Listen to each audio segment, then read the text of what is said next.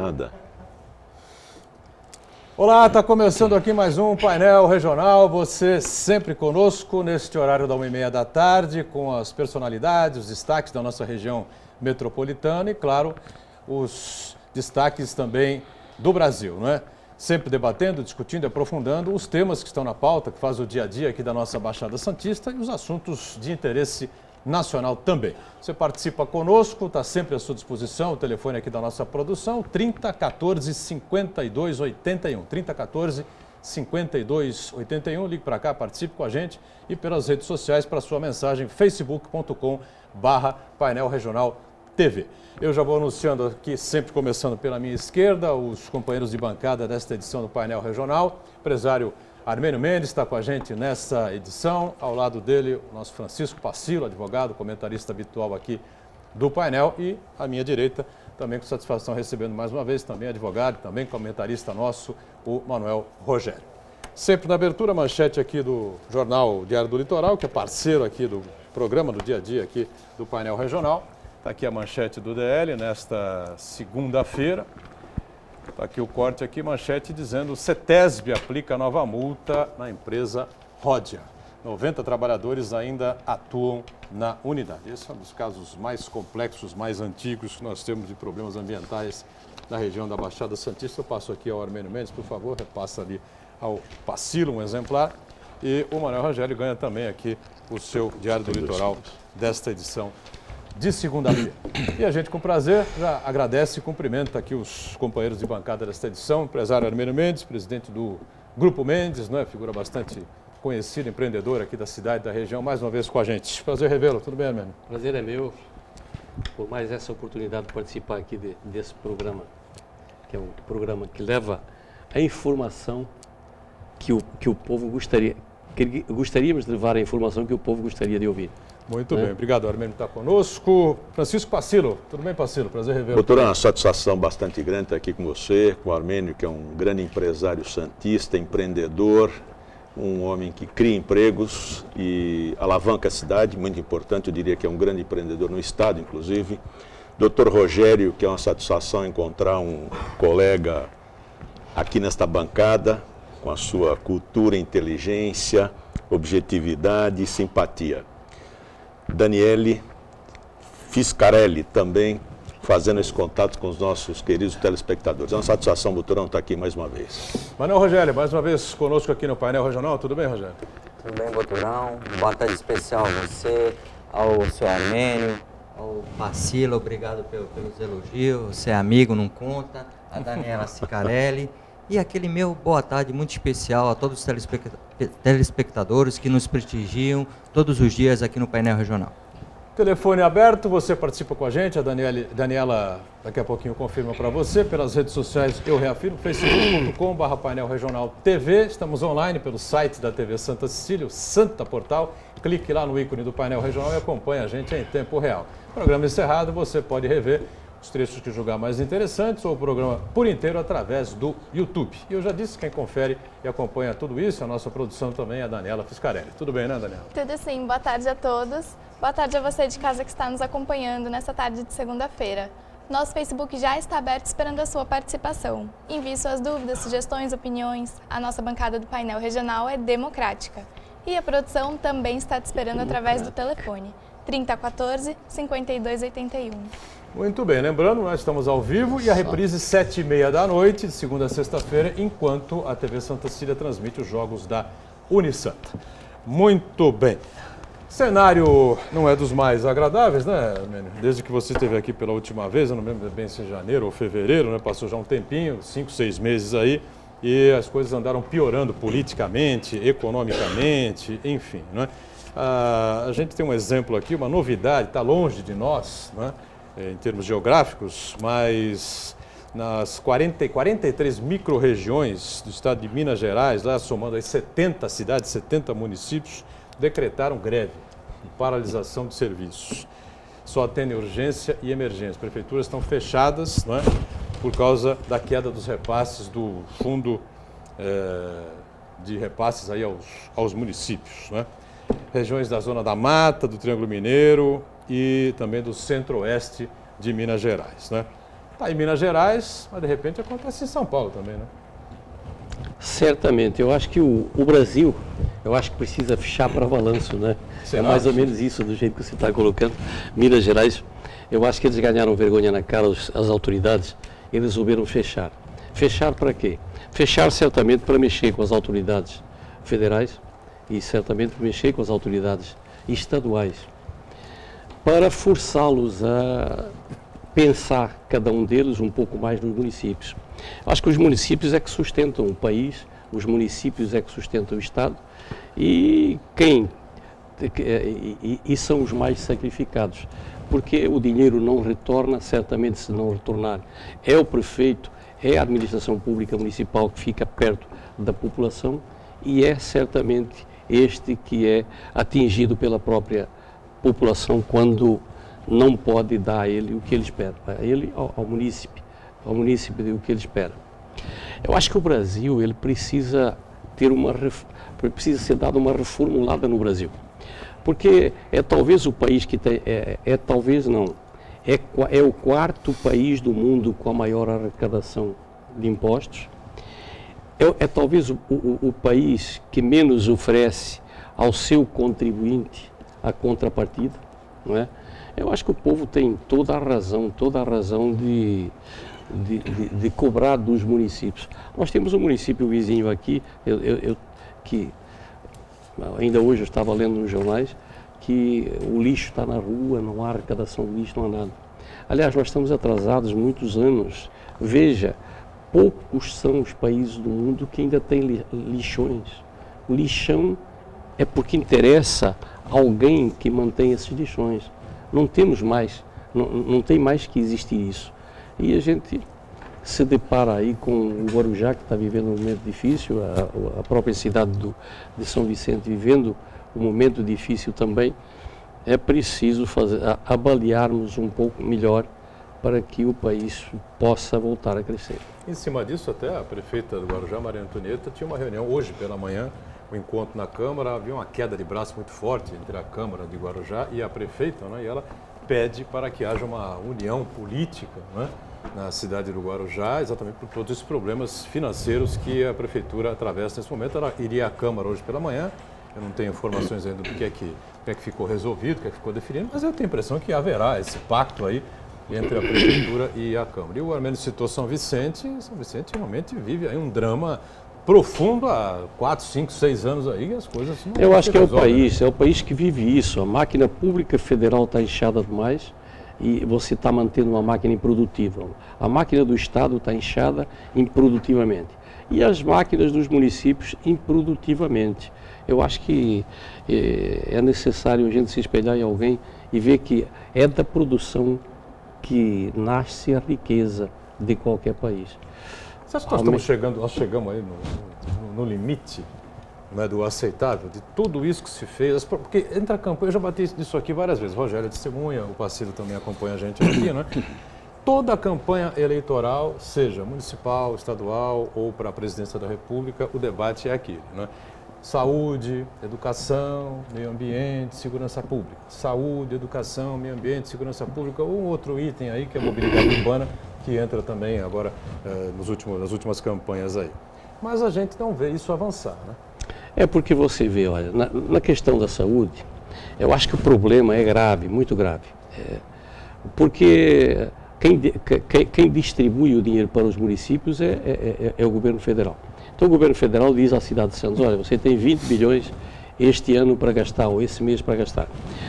A cidade, ela manda 2 milhões para a Santa Casa, 1 milhão para a Princesa Portuguesa, 1 milhão para não sei o quê, e gasta 10 milhões com as policlínicas dela, e 10 milhões sai do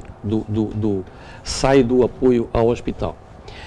Esses hospitais todos, eles para ser filantrópicos, eles têm que disponibilizar 60% dos seus leitos e 60% dos seus procedimentos.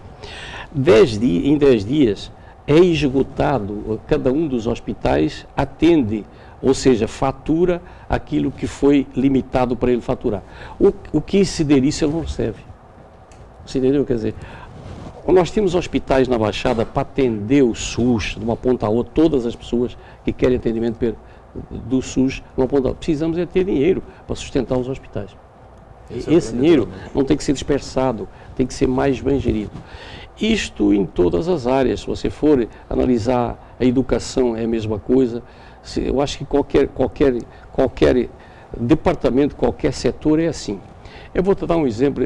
Eu peguei um consulado falido que dava prejuízo. Hoje eu preciso 2 meses de faturamento do ano para pagar o ano inteiro. E atendo. Tinha 34 mil portugueses, hoje tem 42. Você entendeu? Quer dizer, português, né? de Portugal. É uma questão de gestão. A máquina pública tem que ser gerida como uma empresa. Não, e o mau atendimento, eu sou testemunha disso. Né? Eu fui extremamente mal atendido, com um mau humor danado pelos funcionários, a questão uns 15, 20 anos atrás, eu me lembro bem, e desisti de lá, né? E hoje realmente a coisa mudou radicalmente. Bom, né, Rogério, Pacilo, vocês ficam à vontade aí para discutir, debater, propor aí assuntos ao Armênio Mendes. Eu acho que o senhor Armênio foi bastante feliz aí na locução dele quando fala do município. Realmente é no município onde há o empreendimento, onde há o investimento, onde se instala empresa, se constrói prédio, se constrói casa, se constrói fábrica, etc. E é muito desprestigiado o município.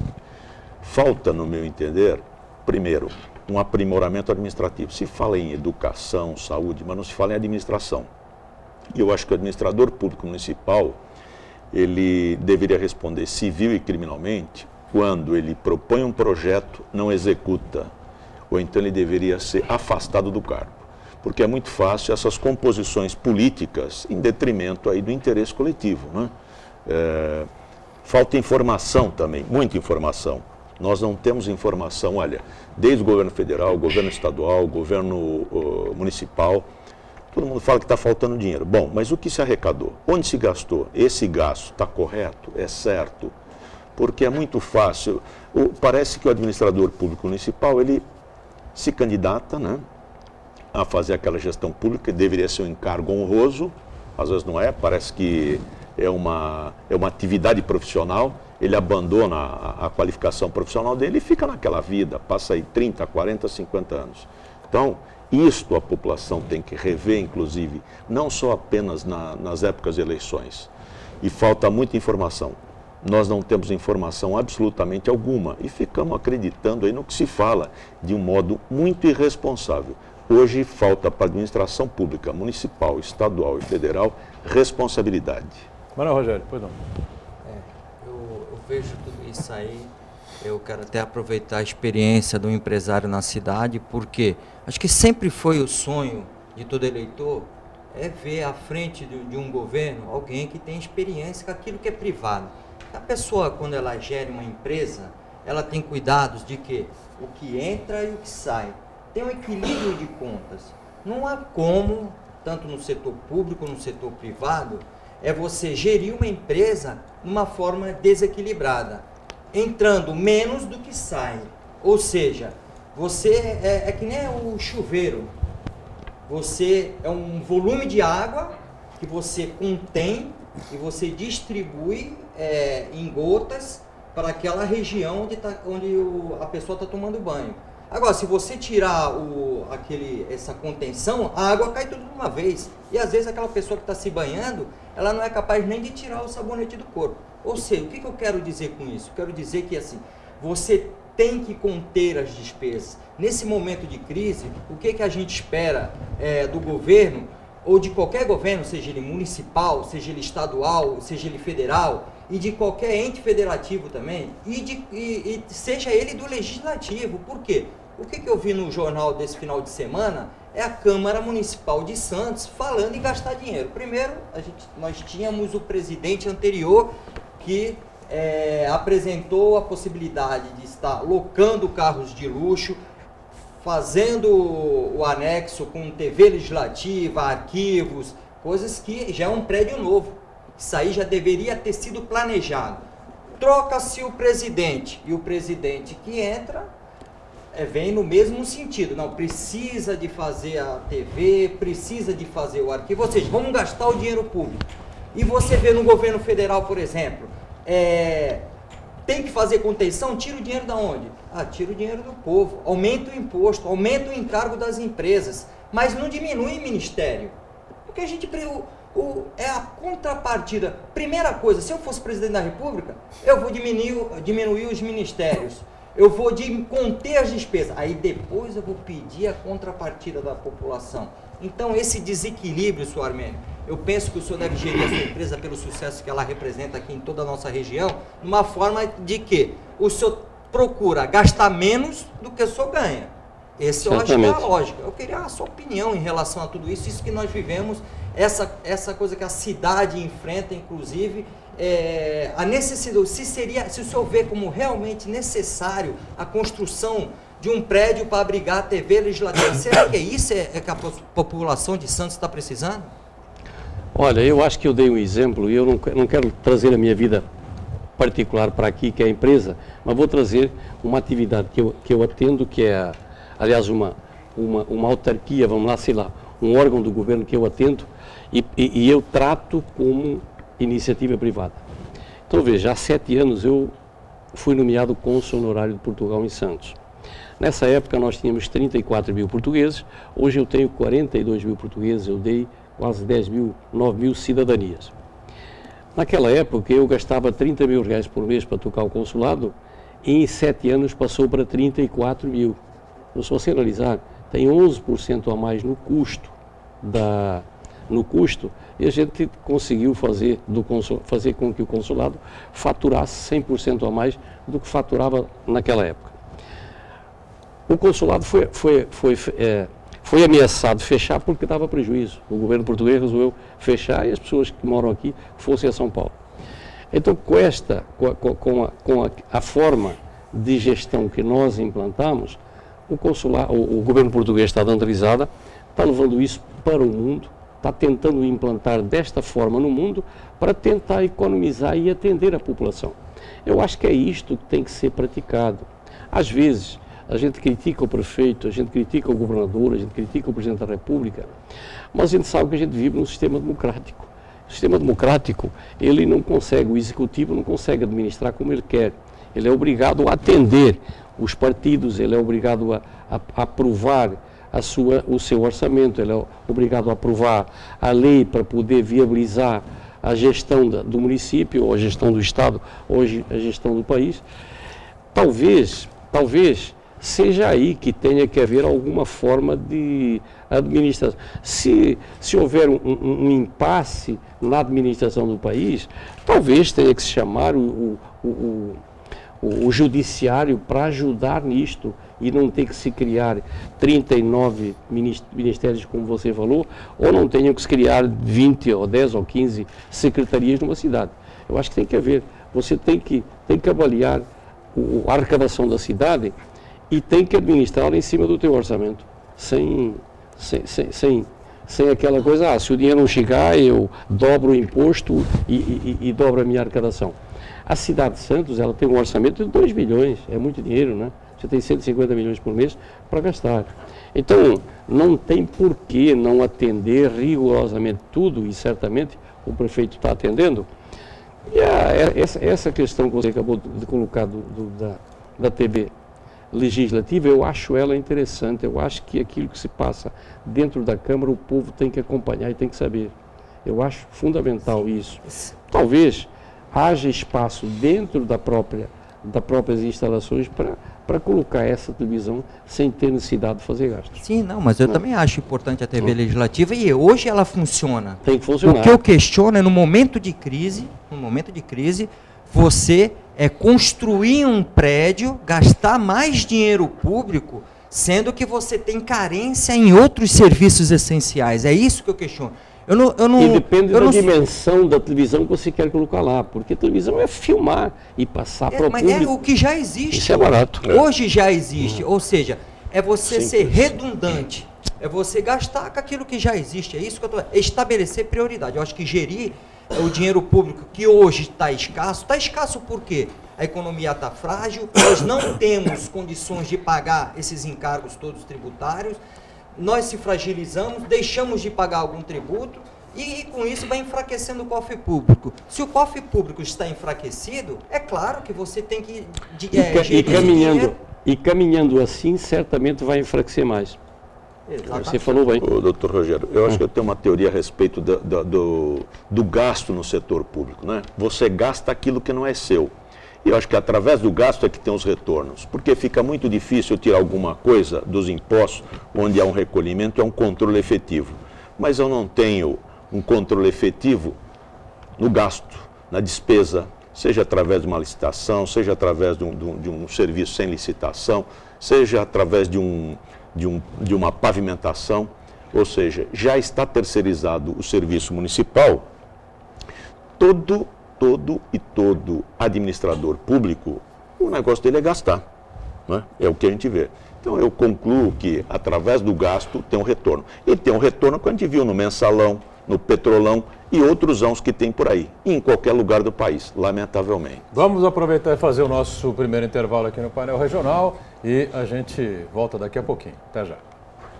Muito bem, estamos de volta aqui na sequência do painel regional, é o segundo bloco, com o empresário Armênio Mendes, com o nosso Francisco Pacilo, Manuel Rogério e a Daniela atenta aí às participações dos telespectadores pelo facebook.com/painel regional TV e pelo 3014-5281. Vem já algumas colocações, algumas perguntas aqui ao Armênio, ao Pacilo e ao Rogério também.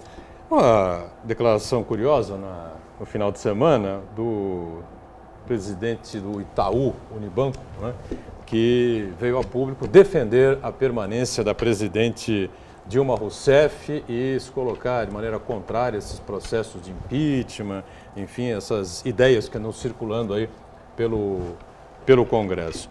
Isso seria uma avaliação empresarial ou especificamente aí do setor bancário, Armênio? O que você pensa?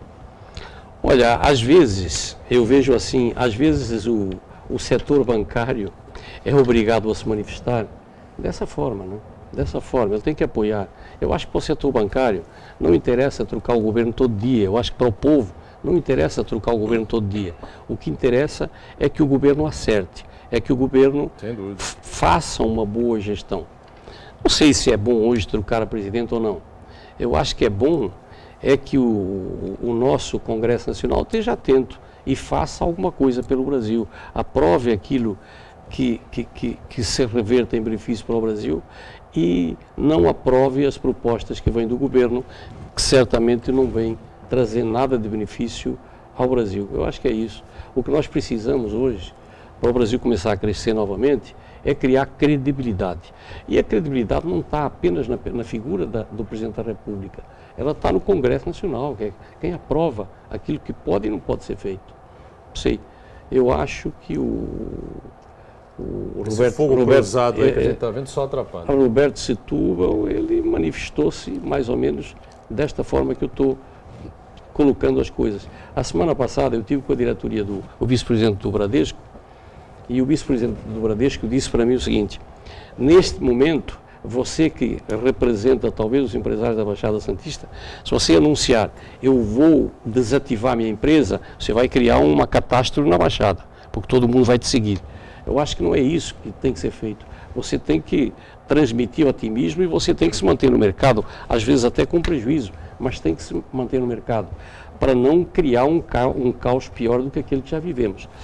O Roberto Setúbal manifestou-se no sentido de apoiar o Brasil, não é apoiar o Presidente da República, ele está apoiando o país. E é desta forma que os empresários e que o povo tem que se comportar, eu acho. Muito bem. Pois não, Rogério? Eu acho que a manifestação do Setúbal, eu também concordo que ele foi um pouco mais amplo, eu não falo em governo, mas nenhum banqueiro vai deixar de apoiar um governo quando ele tem mais de 300% de juros ao ano. Quando há um sacrifício, e todo esse sacrifício que a população está fazendo é para levar o superávit primário, o que é? Aquele empréstimo que o setor financeiro faz para o governo e que nós temos que pagar juros, né? Que é aquele pessoal que não produz e vive dos juros. Então isso deve ser combatido e deve ser diminuído. Ele está defendendo o dele, né? Como banqueiro, que os bancos estão ganhando e continuam a ganhar.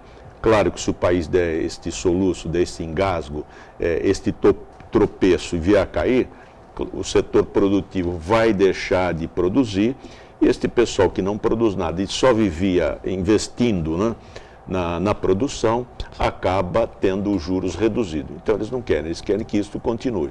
Foi uma fala meia dúbia entre Brasil e governo. Eu acho que ele colocou uma névoa nessa questão. O governo precisa estar muito mais claro, objetivo e dizer por que se está fazendo esse sacrifício. Qual é o caminho? Onde nós vamos chegar? E isto não foi dito. A presidenta não tem condições de traçar este caminho, não tem comando hoje sobre o governo e, no meu entender, particularmente, eu acho que ela deve sair. Eu até falaria em termos de Fernando Henrique, deve até renunciar de uma maneira assim elegante. Rogério, pois não? Eu penso um pouco semelhante ao presidente do Itaú, porque a troca de um comando sequente a uma eleição é ruim como a troca de um técnico para o time. Acho que trocar nova eleição, isso daria mais gasto para todo o setor brasileiro, isso daria um desgaste, porque você abriria vários debates políticos novamente, ia fragilizar ainda mais o Brasil, e o que o Brasil precisa hoje é de união. Agora, por outro lado, eu tenho que concordar que a presidente Dilma, ela não está agindo da maneira correta. O ideal não seria aumentar os encargos tributários sobre o faturamento da empresa. Faturamento é o quê? A empresa faturar, ela produzir.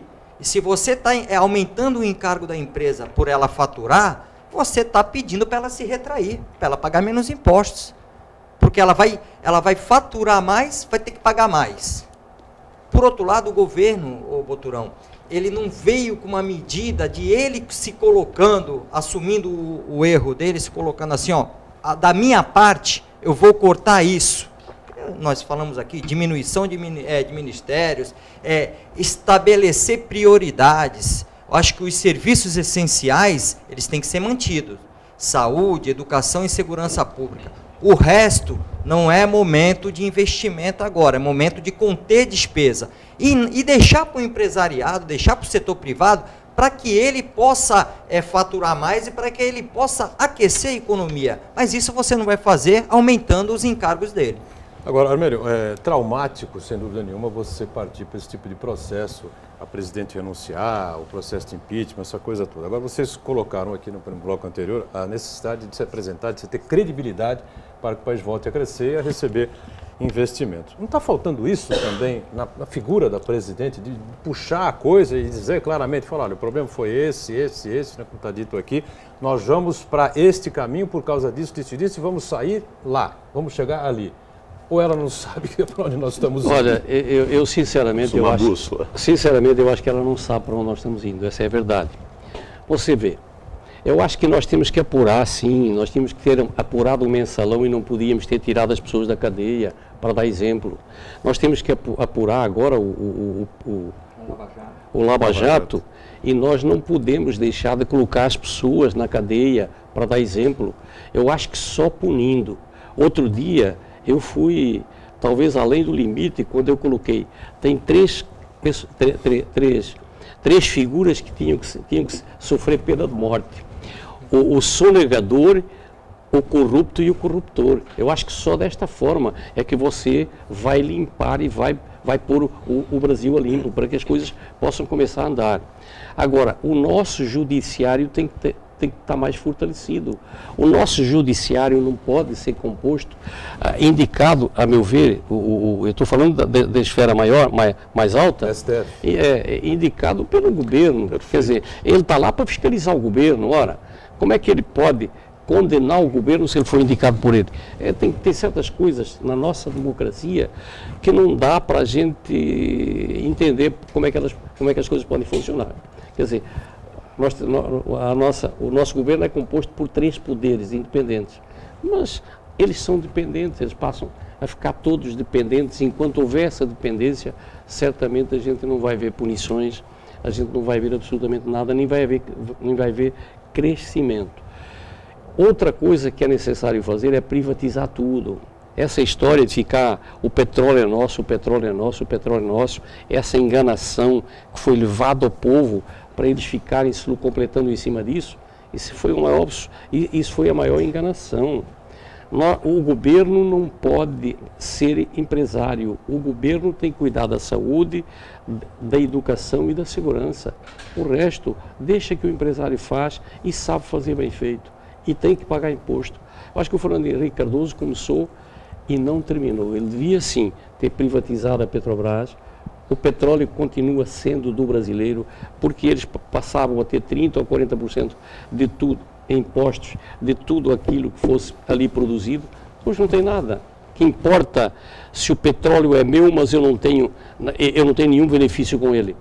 É melhor que seja só 30% meu, que o outro vai explorar e vai me entregar 30% ou 40% limpinho, sem eu fazer força, e esses 30% ou 40% eu vou aplicar em segurança, vou aplicar em educação, vou aplicar em educação e em saúde. Dá tempo ainda de fazer isso? Eu acho que dá. O Brasil é novo. Estamos vivos ainda, né? O Brasil é novo. Eu acho que tem que criar uma lei. Quando agora se apresenta uma lei para reduzir a idade, como é que é? A Maioridade penal. Maioridade penal, as pessoas acham ruim, quer dizer, o cara pode te matar, pode te dar uma faca, pode te dar um tiro, e tudo bem. Ele é menor e não tem que pagar pena. Tem que pagar pena, sim. Se o cara sabe puxar o gatilho, ele tem que saber responder por isso. Se o cara sabe puxar o gatilho, por que ele não vai responder por isso?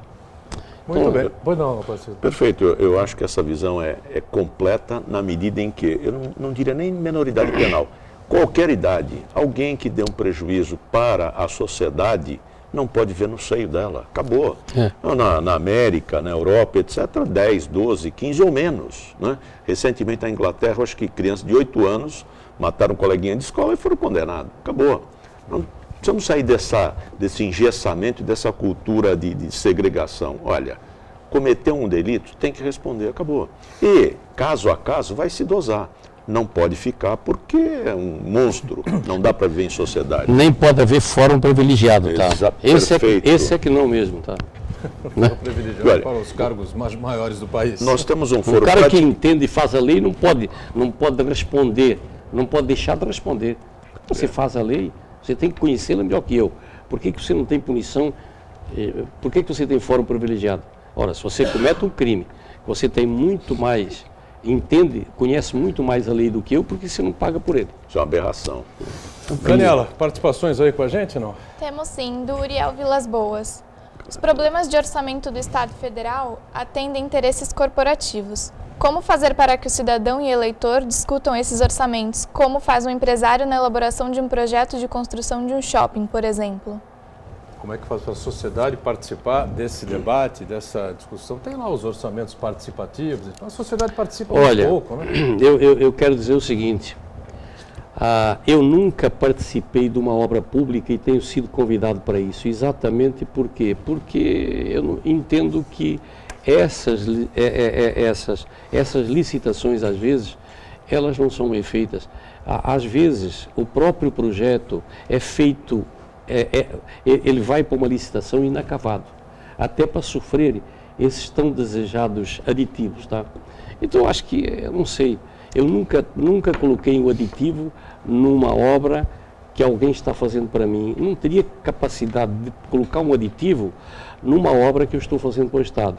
Eu acho que quando você coloca um aditivo num contrato ou num orçamento, é porque ou alguém não soube fazer o projeto e tem que eliminar este alguém de uma vez por todas para que não venha a acontecer novamente, ou porque você não soube fazer um orçamento.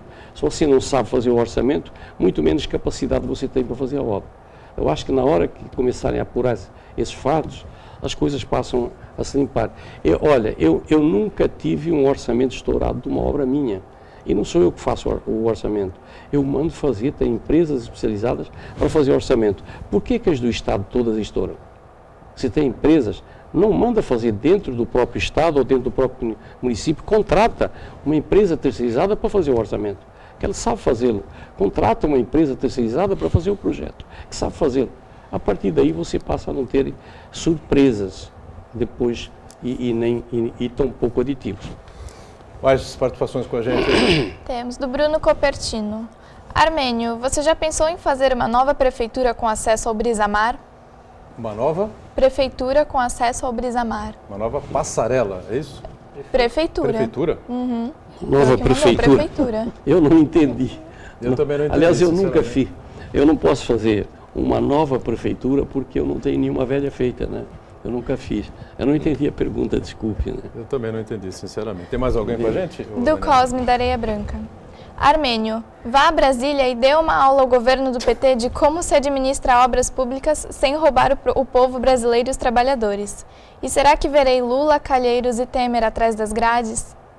Olha, isso aí nós não temos condições nenhuma, nem o Armênio tem condições de responder. Mas com relação à aula para os governantes, você fica à vontade, Armênio. Olha, eu acho que aula para os governantes, eu acho que eles têm que proceder da forma que procede o empresário, tá?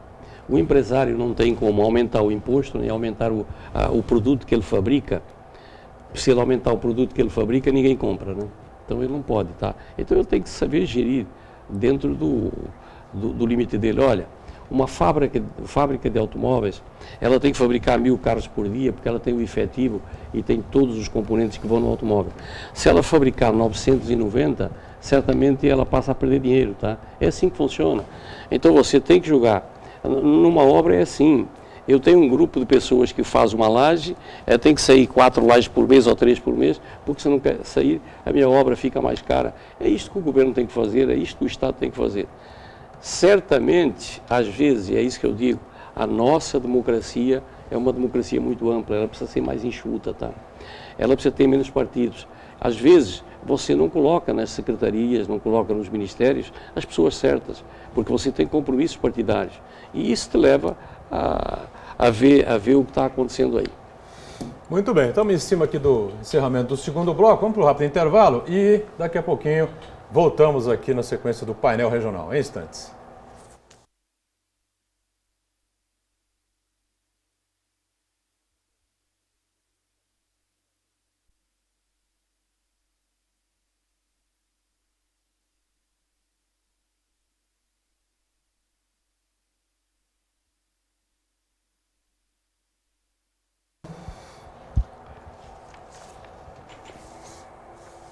Muito bem, de volta, este é o terceiro e último bloco, né, desta edição do Painel Regional, que com prazer recebe aqui o empresário Armênio Mendes, diretor-presidente do Grupo Mendes, cônsul honorário de Portugal, em Santos, né? Em Santos. Né? O nosso Pacilo, Manuel Rogério conosco, a Daniela já com mais participações importantes aqui com a gente, do telespectador. E eu queria saber do Armênio, então, o seguinte, né, na área, efetivamente, onde ele começou, não é, a desenvolver a empresa, o Grupo Mendes, enfim, que é a construção civil. A situação está difícil para todo mundo. Construção civil costuma ser ali um termômetro, né, da economia, né, Armênio?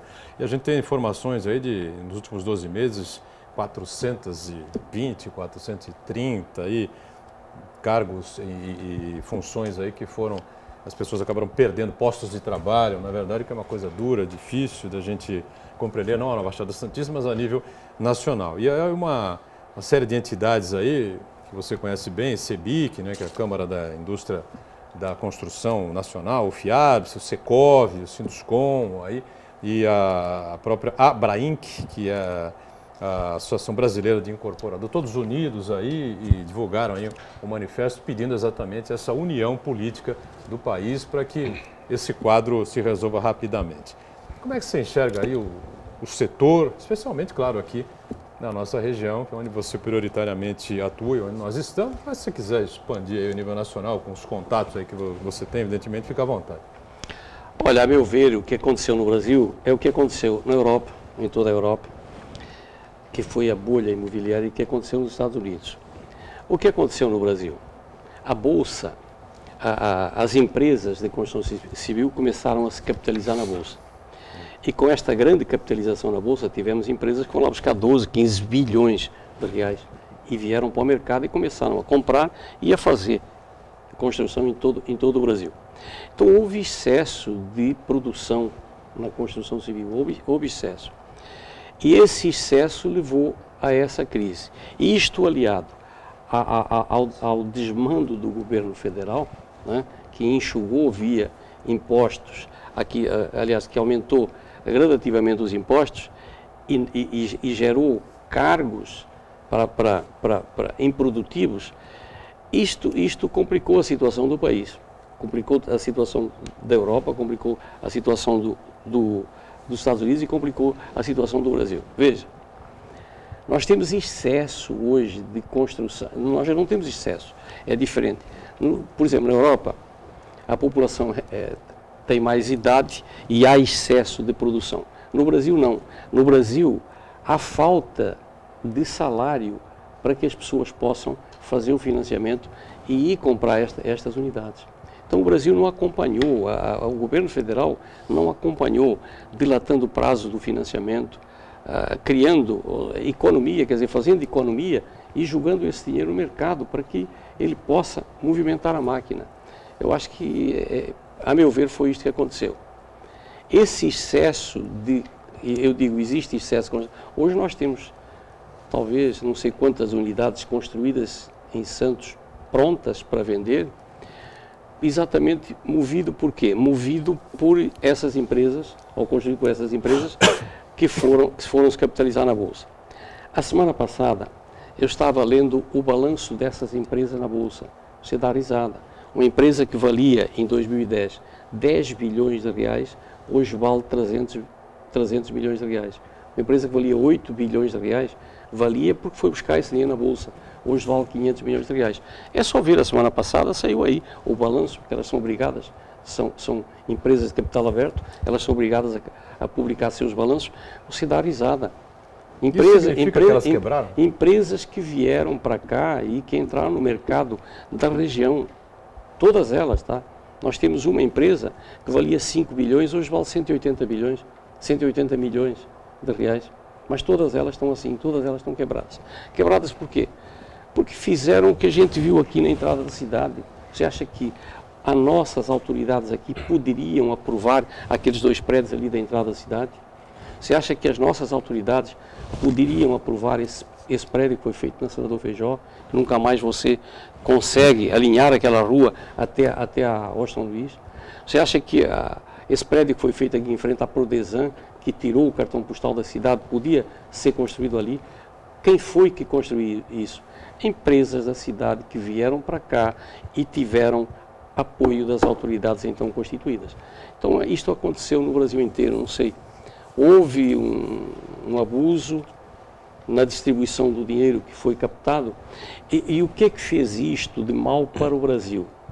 Acabou com a nossa credibilidade, porque este dinheiro que foi captado na Bolsa não foi dinheiro de brasileiros, foi dinheiro de investidores internacionais que acreditavam no país, que acreditavam no Brasil e têm que continuar acreditando, mas nós temos que ter medidas aqui mais severas, mais punitivas. Temos que ter uma forma de resolver essas questões. Senão a nossa credibilidade vai embora e nós certamente vamos ficar neste marasmo sem crescimento por falta de quê? De credibilidade. Diga, Rogério. Eu acho que nisso aí, senhor foi bem feliz na sua colocação, principalmente essa questão dessas empresas que abriram capital na Bolsa para atrair investimentos e colocar no nosso mercado. É realmente inconcebível que um investidor estrangeiro que está trazendo dinheiro para o país, ele aplique numa empresa que vale bilhões e depois essa empresa passe a valer, num prazo aí de 1 ano, milhões.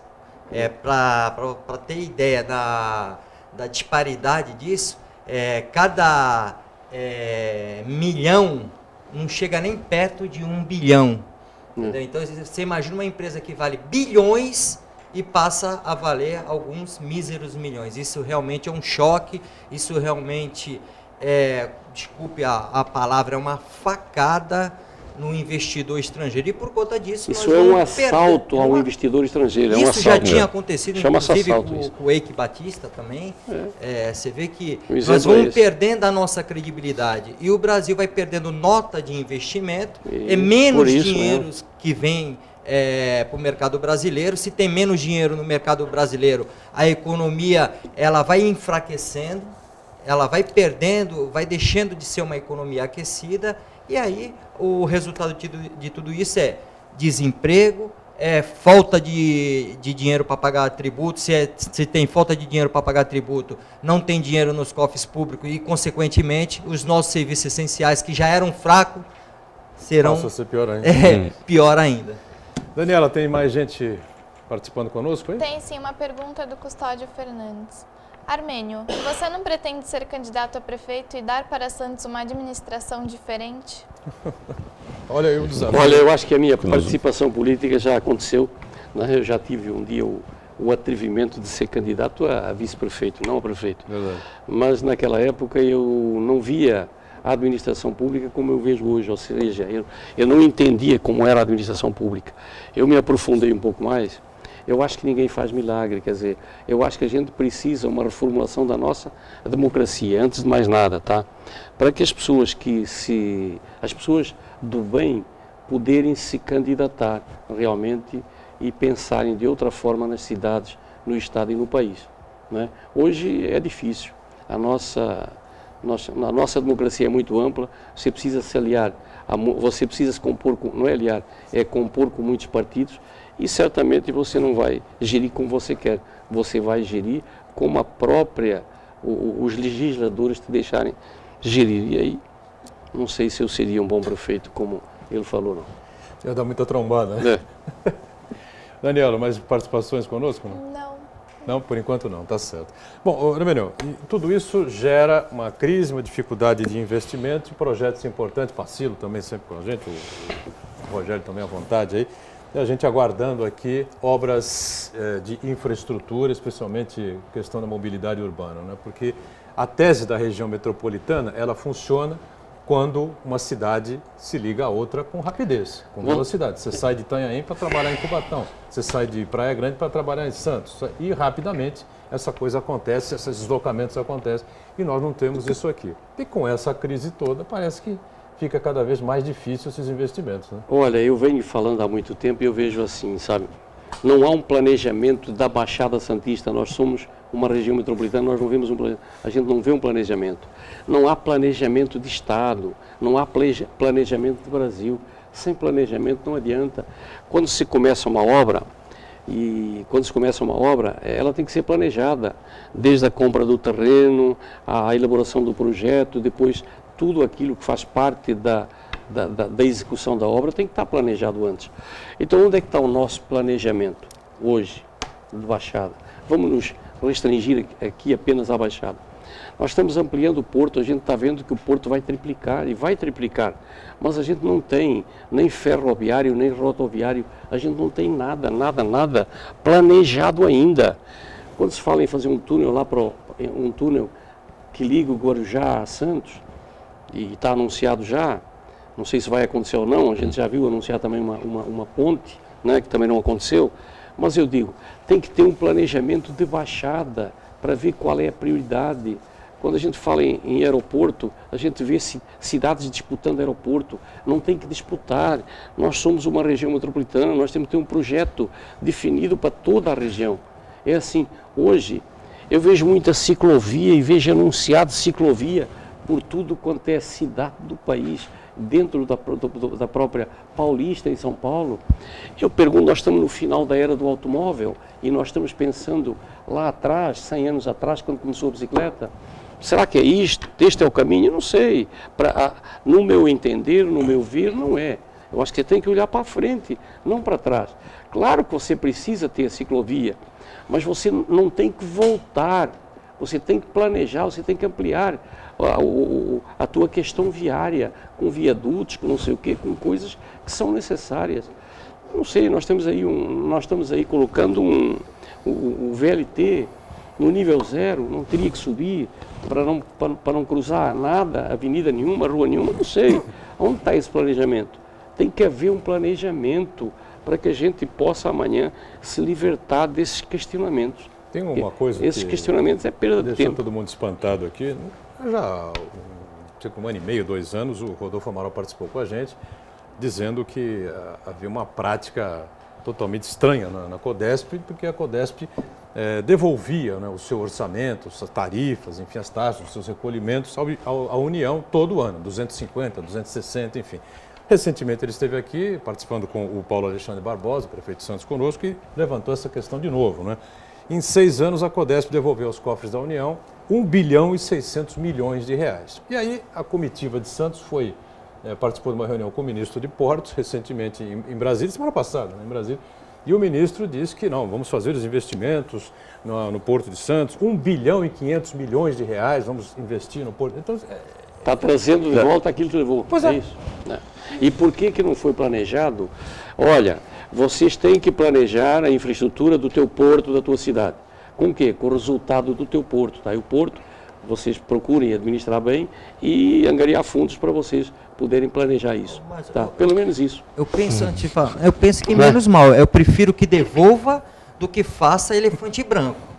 Faça aquilo que não há necessidade. Se não fez o planejamento, faça a meia-culpa e devolva. É pior do que gastar aquilo que vai fazer uma obra incabível. Não, mas devolver 1 bilhão planejar. e 600 milhões, Só acrescenta, que seria o túnel. eu acho que não é só planejamento, não, é muito ingerência política. Então, é aquilo que o Armênio colocou. Você não consegue executar. É um absurdo você devolver o dinheiro que a União mandou e não aplicar aqui, né? Então, há os interesses. Não, mas aqui esse armazém não pode ser licitado, a perimetral tem que acontecer, não sei quem é que tem que fazer. E aí você acaba, falta planejamento. E a ingerência política também. Muito bem, nós estamos chegando ao finalzinho aqui de mais um painel regional. Agradeço muito ao nosso Armênio Mendes, empresário importante aqui da cidade, da região, mais uma vez participando com a gente aqui. Obrigado, Armênio. Eu que agradeço a você a oportunidade. Obrigado, Pacilo está conosco, como sempre, Rogério também, a Daniela dia a dia aqui no painel regional acompanhando a gente, a sua participação. E nós aqui de segunda a sexta, 1h30 da tarde, programa sempre ao vivo, reprise 7h30 da noite, nesse período de transmissões dos jogos da Unisanta. Depois volta para as 8 da noite, que é o horário normal. 2 edições do painel Weekend no final de semana, sábado 3 da tarde, domingo às 5 da tarde. Obrigado, tchau. Essa foi de...